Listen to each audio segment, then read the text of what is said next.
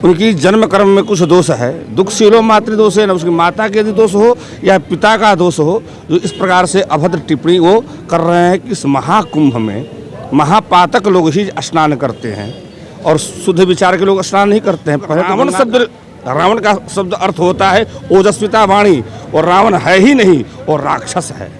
पंथ हमारा कोई भी हो, संस्कृति हमारे सिंधु है, हम राष्ट्र शक्ति के सिंधु है, गर्व से कहो हम हिंदू है। नमस्कार, मैं अमृतेश कुमार और आप देख रहे हैं द एक्टिव मीडिया। अभी मैं बक्सर जिला के बाबा मरमेश्वर नाथ की नगरी ब्रह्मपुर में मौजूद हैं और भीम आर्मी स आज़ाद समाज पार्टी के राष्ट्रीय अध्यक्ष स नगीना सांसद चंद्रशेखर रावण जी एक बयान दिए हैं कि इलाहाबाद, जो उत्तर प्रदेश का इलाहाबाद में महाकुंभ लगा है, उसमें सिर्फ पापी लोग जाते हैं अपना पाप धोने के लिए। किसी को पाप धोने हैं, किसी ने पाप किया वो चला जाए, कोई बताता जो पाप करता है। आपने कोई पाप किया तो आप बता दो किसी को कि आपने पाप किया। क्या कुछ यहाँ के मंदिर के पुजारी बोल रहे हैं, उनके बयान को लेकर इन लोगों से हम बात करने का प्रयास करेंगे। बाबा, सबसे पहले हमारे चैनल में स्वागत है। क्या कहिएगा, नगीना के सांसद चंद्रशेखर रावण जी बोले हैं कि महाकुंभ में सिर्फ पापी लोग जाते हैं अपना पाप धुलाने के लिए। पहले तो आपके चैनल के माध्यम से जितने भी दर्शक देख रहे हैं उन सबका तहे दिल से स्वागत है, धन्यवाद है। चंद्रशेखर रावण जी जो भी बोले हैं, उनकी हो सकता है कि उनकी जन्म कर्म में कुछ चूक हुआ होगा। दुखशीलो मातृदोषे न पितृदोषे न मूर्खता, कार्पण्य वंश दोषे न आत्मदोषात दरिद्रता।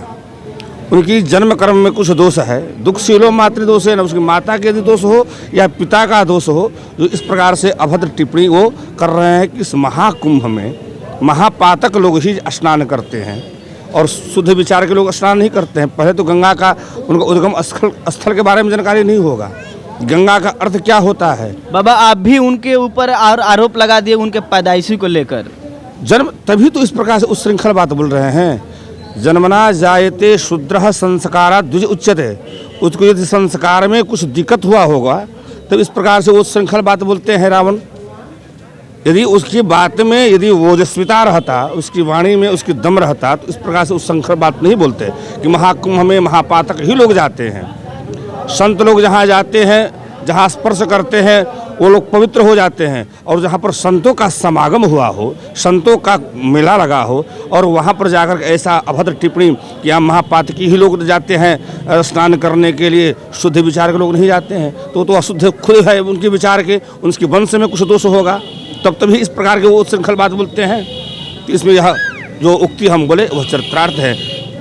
पंथ हमारा कोई भी हो, वो तो खुद हिंदू हैं। पंथ हमारा कोई भी हो, संस्कृति हमारे सिंधु है, हम राष्ट्र शक्ति के सिंधु है, गर्व से कहो हम हिंदू है। इस प्रकार से उनकी बातों को बोलना चाहिए, लेकिन वो इस प्रकार के वो शब्द का प्रयोग करते ही नहीं हैं। वो हिंदू है, वो सनातनी है, या सनातन ना है, या उस श्रृंखला वो राक्षस है। इसलिए उनका रावण का शब्द अर्थ होता है ओजस्विता वाणी, और रावण है ही नहीं और राक्षस है। इसलिए वह इस प्रकार से अभद्र टिप्पणी वो किए हैं। यदि उसको शुद्ध विचार हुआ होता तो इस प्रकार की वो बात नहीं कहते कि इस महाकुंभ में महापातक ही लोग जाते हैं, इस प्रकार नहीं बोलते। ये भी बोले हैं कि हम शुरू से सुने हैं बचपन से ही कि साधु महात्मा लोग बोलते हैं कि स्नान करने से पाप धुल जाता है, इसलिए वो बोले हैं कि महाकुंभ में सिर्फ पापी लोग जाते हैं अपना पाप धुलाने के लिए।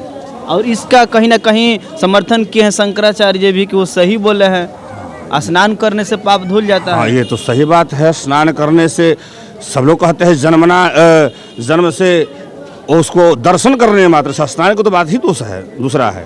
साहित्य में एक श्लोक आता है कि माँ गंगा का स्नान करने से, माँ गंगा का दर्शन करने से सभी पाप धुल जाते हैं। हर व्यक्ति पाप करता है।